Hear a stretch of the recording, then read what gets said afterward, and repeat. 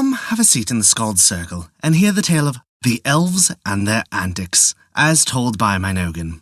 Before we begin our tale, we'd like to remind you that we release new stories for free weekly on Wednesdays on our website, Apple Podcasts, Google Play Music, Spotify, Podbean, and more.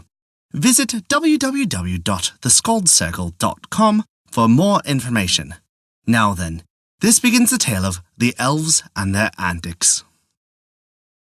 The elves are little white creatures that live between heaven and earth.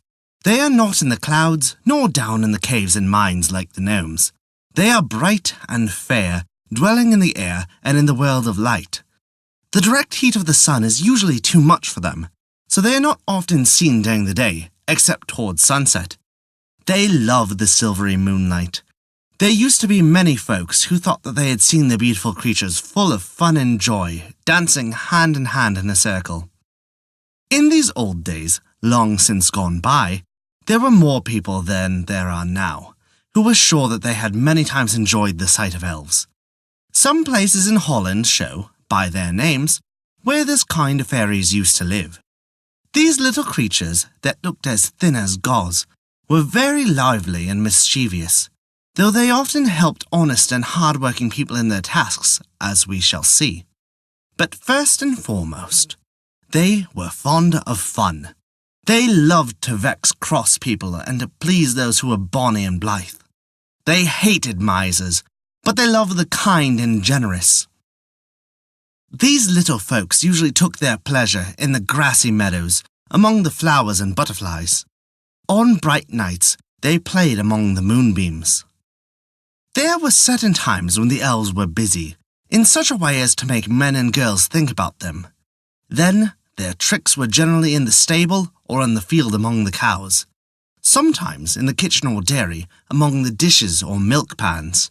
They made an awful mess for the maids to clean up. They tumbled over the churns, upset the milk jugs, and played hoops with the round cheeses. In a bedroom, they made things look as if the pigs had run them over. When a farmer found his horse's mane twisted into knots, or two cows with their tails tied together, he said at once, "That's the work of the elves." If the mares did not feel well or looked untidy, their owners were sure the elves had taken the animals out and had been riding them all night. If a cow was sick or fell down on the grass, it was believed that the elves had shot an arrow into its body. The inquest, held on many a dead calf or its mother, was, "It died from an elf shot." They were so sure of this that even when a stone arrowhead, such as our far-off ancestors used in hunting, when they were cavemen, was picked up off the ground, it was called an elf bolt or elf arrow.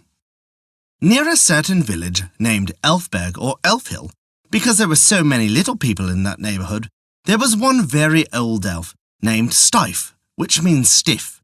Because though so old, he stood up straight as a lance. Even more than the young elves, he was famous for his pranks. Sometimes he was nicknamed Honeycomb or Coxcomb. He got this name because he loved to mock the roosters when they crowed early in the morning. With his red cap on, he did look like a rooster. Sometimes he fooled the hens, that they heard him crowing. Old Stife loved nothing better than to go to a house where there was a party indoors. All the wooden shoes of the 20 or 30 people within, men and women, girls and boys, would be left outside the door. All good Dutch folk step out of their heavy timber shoes, or klomps, before they enter a house. It is always a curious sight at a country church, or gathering of people at a party, to see the klomps, big and little belonging to baby boys and girls, and to big men who wear number 13 shoe of wood. One wonders how each of the owners knows his own, but he does. Each pair is put in its place, but old Stife would come and mix them all up together and then leave them in a pile. So when the people came out to go home, they had a terrible time in finding and sorting out their shoes. Often they scolded each other, or some innocent boy was blamed for their mischief. Some did not find out till the next day that they had on one foot their own and on another foot their neighbor's shoe. It usually took a week to get the klomps sorted out, exchanged, and the proper feet into the right shoes. In this way, which was a special trick with him, this naughty elf Stife spoiled the temper of many people. Besides the meadow elves, there were other kinds in Elfinland, some living in the woods, some in the sand dunes, but those called Stalkars, or elves of the stall, were Old Styf's particular friends. These lived in stables and among the cows. The moss maidens that could do anything with leaves, even turning them into money, helped Styf, for they too liked mischief. They teased menfolks and enjoyed nothing better than misleading the stupid fellows that fuddled their brains with too much liquor. Styf's especially famous trick was played on misers. It was this. When he heard of any old fellow who wanted to save the cost of candles, he would get a kabouter to lead him off in the swamps, where the sooty elves came out, on dark nights to dance. Hoping to catch these lights and use them for candles, the mean fellow would find himself in a swamp, full of water and chilled to the marrow. Then the kabouters would laugh loudly. Old Styf had the most fun with another stingy fellow who always scolded children when he found them spending a penny. If he saw a girl buying flowers or a boy giving a copper coin for a waffle, he talked roughly to them for wasting money. Meeting this miser one day as he was walking along the brick road leading from the village, Styf offered to pay the old man 1,000 guilders in exchange for 4 striped tulips that grew in his garden. The miser, thinking it real silver, eagerly took the money and put it away in an iron strongbox. The next night, when he went as he did 3 times a week to count, and feel and rub and gloat over his cash, there was nothing but leaves in a round form. These, at his touch, crumbled to pieces. The moss maidens laughed uproariously, when the mean old fellow was mad about it. But let no one suppose that the elves, because they were smarter than stupid human beings, were always in mischief. No, no. They did, indeed, have far more intelligence than dull grown folks, lazy boys, or careless girls. But many good things they did. They sewed shoes for poor cobblers when they were sick, and made clothes for children when the mother was tired. When they were around, the butter came quick in the churn. When the blue flower of the flax bloomed in Holland, the earth in springtime seemed like the sky. Old Styf then saw his opportunity to do a good thing. Men thought it a great affair to have even coarse linen tow for clothes. No longer need they hunt the wolf and deer in the forest for their garments. By degrees they learned to make finer stuff, both linen for cloths and sails for ships, and this fabric they spread out on the grass until the cloth was well bleached. When taken up, it was white as the summer clouds that sailed in the blue sky. All the world admired the product, and soon the word, Holland, was less the name of a country than of a dainty fabric so snow-white that it was fit to robe a queen. The world wanted more and more of it, and the Dutch linen weaver grew rich, yet still there was more to come. Now, on one moonlit night in summer, the lady elves, beautiful creatures, dressed in gauze and film, with wings to fly and with feet that made no sound, came down into the meadows for their fairy dances. But when, instead of green grass, they saw a white landscape, they wondered, was it winter? Surely not, for the air was warm. No one shivered and it was not cold. Yet there were whole acres as white as snow, while all the old fairy rings, grasses and flowers were hidden. They found that the meadows had become bleaching grounds, so that the cows had to go elsewhere to get their dinner, and that this white area was all linen. However, they quickly got over their surprise, for elves are very quick to notice things. But now that men had stolen a march on them, they asked whether, after all, these human beings had more intelligence than elves. Not one of these fairies, but believed that men and women were the inferiors of elves. So, then and there began a battle of wits. They have spoiled our dancing floor with their new invention, so we shall have to find another, said the Elven Queen, who led the party. They are very proud of their linen, these men are. But without the spider to teach them, what could they have done? Even a wild boar can instruct these human beings. Let us show them that we also can do even more. I'll get old Styf to put on his thinking cap. he'll add something new that will make them prouder yet. But we shall get the glory of it." The elves shouted in chorus. Then they left off talking and began their dances, floating in the air, until they looked from a distance like a wreath of stars.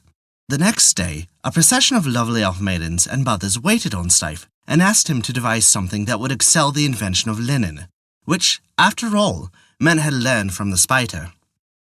Yes, and they would not have any grain fields if they had not learned from the wild boar, added the elf queen. Old Steiff answered yes at once to their request and put on his red thinking cap. Then some of the elf girls giggled, for they saw that he did really look like a coxcomb.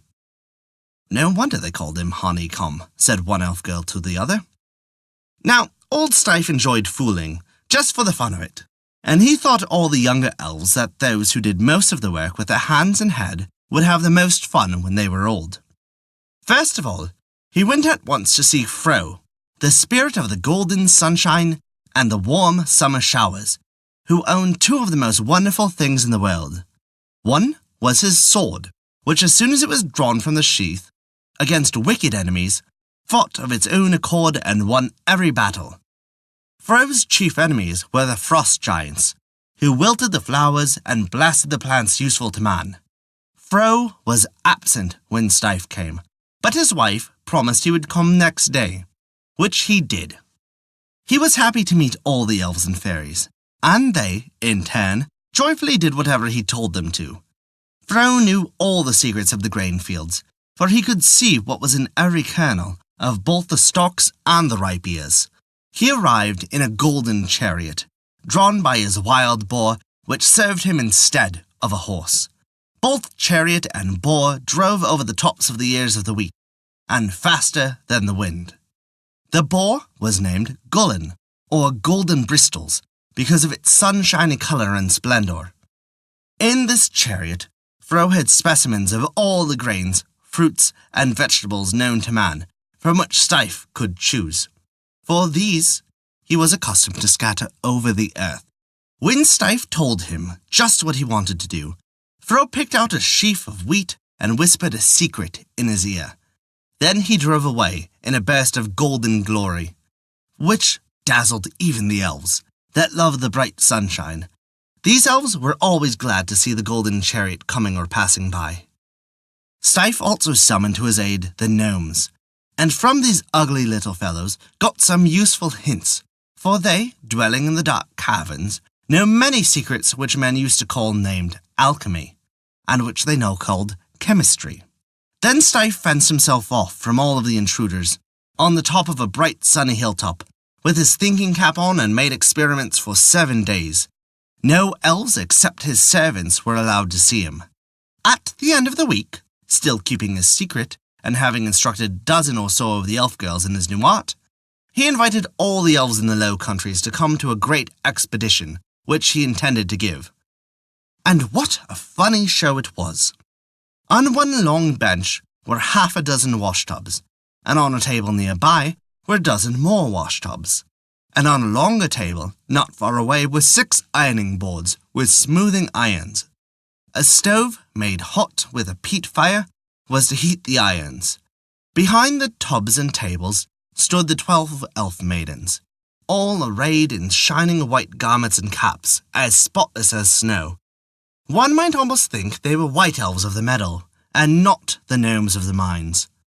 The wonder was that their linen clothes were not only as dainty as stars, but that they glistened as if they laid on the ground during a hoarfrost. Yet it was still warm summer. Nothing had frozen or melted, and the rosy-faced elf maidens were as dry as an ivory fan. Yet they resembled the lilies of the garden when pearly with dewdrops. When all gathered together, old Steiff called for some of the company, whom had come from afar, to take off their dusty and travel-stained linen garments and give them to him. These were passed over to the trained girls, waiting to receive them. In a jiffy, they were washed, run out, rinsed, and dried. It was noticed that these elf maidens, who were standing at the last tub, were intently expected to do something great, while those 5 elf maidens at the table took off the hot irons from the stove. They touched the bottom of the flat irons with a drop of water to see if it rolled off hissing. They kept their eyes fixed on Stife, who now came forward before all and said in a loud voice, "Elves and fairies, moss maidens and stall sprites, one and all, behold our invention, which our great friend Fro and our no less helped friends the gnomes have helped me to produce. Now, watch me prove its virtues." Forthwith, he produced before all a glistening substance, partially in powder and partially in square lumps, as white as chalk. He easily broke up a handful under his fingers and flung it into the 5th tub, which had hot water in it. After dipping the washed garments in the white gummy mass, he took them up, wrung them out, dried them with his breath, and then handed them to the elf ironers. In a few moments, these held up before the company what a few minutes before had been only dusty and stained clothes. Now they were white and resplendent. No fuller's earth could have bleached them thus, nor added so glistening a surface. It was starch, a new thing for clothes. The fairies, one and all, clapped their hands in delight. "What shall we name it?" modestly asked Stife of the oldest gnome present. "Hereafter we shall call you Stife Sterk, Stiff Starch." They all laughed. Very quickly did the Dutch folks, men and women, hear and make use of the elves' invention. Their linen closets now looked like piles of snow. All over the Low Countries, women made caps in new fashions, of lace or plain linen, with horns and wings, flaps and crimps, with quilling and with whirligigs. Soon, in every town, one could read the sign, "Hair Mangled Men," which means, "Here we do ironing." In time, kings, queens, and nobles made huge ruffs, often so big that their necks were invisible, and their heads nearly lost from sight, in rings of quilled linen or of lace that stuck out about a foot or so. Worldly people dyed their starch yellow. Zealous folk made it blue, but moderate people kept it snowy white. Starch added money and riches to the nation. Kings' treasuries became fat with money gained by taxes laid on ruffs and on the cargoes of starch, which was now imported by the shipload, or made on the spot in many countries.